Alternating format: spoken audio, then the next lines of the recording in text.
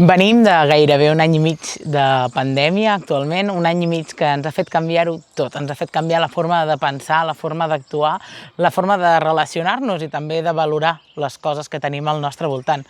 En aquest últim any i mig ens hem tingut que veure amb la tessitura de canviar aquelles propostes i de reinventar-nos vers el que havíem presentat fa només 2 anys, quan ens van presentar les eleccions, perquè la realitat ha canviat, ens veiem davant d'una nova crisi econòmica i social, de la qual és important que ningú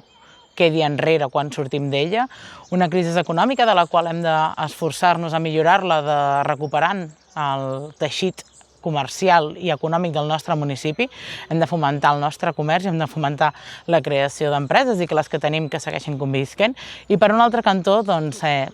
ens veiem amb la realitat de que com a PSC seguim fent propostes, som proactius i seguim fent interacció directa amb el govern, moltes vegades amb una resposta, però moltes vegades també amb silencis davant de les nostres propostes per millorar el nostre poble. Per tant, seguirem treballant d'una forma proactiva perquè ningú quedi enrere al nostre poble i que sortim d'aquesta amb unes millores socials, econòmiques, mediambientalment justes i feministes.